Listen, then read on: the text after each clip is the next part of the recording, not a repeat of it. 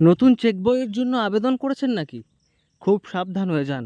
এই মহিলার সঙ্গে যা ঘটল তা শুনলে পায়ের তলা থেকে মাটি সরে যাবে। এটিএম কার্ড বা অনলাইন ইউপিআই নয়, এবার সোজা চেকবুক থেকে জালিয়াতি। মহিলার অ্যাকাউন্ট থেকে হঠাৎ গায়েব ১.৫ লক্ষ টাকা। প্রতারিত মহিলার অভিযোগ, ব্যাংকের কোনো কর্মী এই ঘটনার সঙ্গে যুক্ত থাকতে পারে। রাষ্ট্রায়ত্ত ব্যাংকের এই ঘটনার বিরুদ্ধে ইতিমধ্যেই দুর্গাপুর সাইবার থানার নয়, দ্বারস্থ হয়েছেন আমার তিনি। চেক বইটি আমার খোয়া গিয়েছিল, শেষ হয়ে গেছিল। আমি চেক বইয়ের জন্য অ্যাপিল করেছিলাম ব্যাংকে। যথারীতি চেক বই আমার মানে বাড়িতে যায়, সেখানে মা বাবা অনুপস্থিত থাকার জন্য চেক বইটি আর ব্যাংকে ফিরে যায় এবং ব্যাংক থেকে ফোন করা হয় চেক বইটি আপনি নিয়ে যান।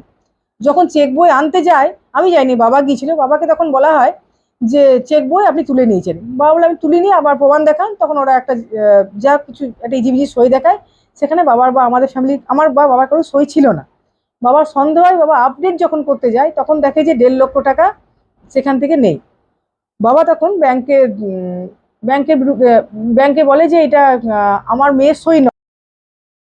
দুর্গাপুরের বাসিন্দা স্বাগতা তিওয়ারি, তার একটি রাষ্ট্রায়ত্ত ব্যাংকে বাবা রবীন্দ্রনাথ তিওয়ারির সঙ্গে জয়েন্ট অ্যাকাউন্ট রয়েছে বিগত ১৬ বছর ধরে। সেই অ্যাকাউন্টের জন্যই গত ১২ই আগস্ট স্বাগতা দেবী একটি চেক বইয়ের আবেদন করেন।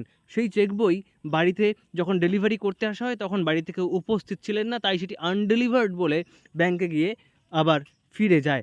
কিন্তু তারপরে ব্যাংক থেকে তাকে যখন চেক বই আনতে যাওয়ার জন্য বলা হয়, তখনই তিনি দেখতে পান তার চেক বই, তার সই নকল করে ১.৫ লক্ষ সেটা টাকা জানি না, তোলা হয়েছে। কিন্তু সইটা আমার নামে, স্বাগতা তেয়ারির নামে সইটা ছিল স্বাগতা তেয়ারির নামে। হুবহু নয়, চেষ্টা করেছে, কিন্তু সই আমার হুবহু নয়। ব্যাংক কর্তৃপক্ষ ওই সইটিকে আমার জোর করে চাপিয়ে দেওয়ার চেষ্টা করা হচ্ছিল।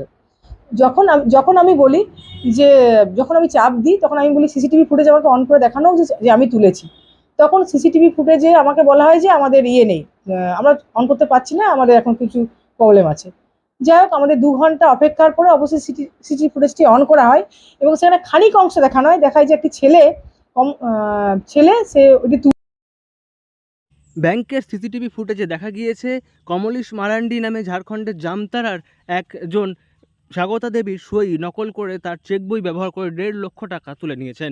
কিন্তু কিভাবে সই না মিললেও এবং অপরিচিত একজনের হাতে চেক বই তুলে দেওয়া হলো, বা চেক বই থেকে এতটা পরিমাণ টাকা তুলে দেওয়া হলো, বা তাদের কেন ফোনে ইনফর্ম করা হলো না ইত্যাদি বিষয়গুলি নিয়ে প্রতারিত প্রশ্ন তুলছেন এবং একই সঙ্গে অভিযোগ তুলছেন ব্যাংকের কোনো কর্মচারী এর সঙ্গে যুক্ত থাকতে পারেন। দুর্গাপুর থেকে নয়ন ঘোষের রিপোর্ট, লোকাল ১৮ বাংলা।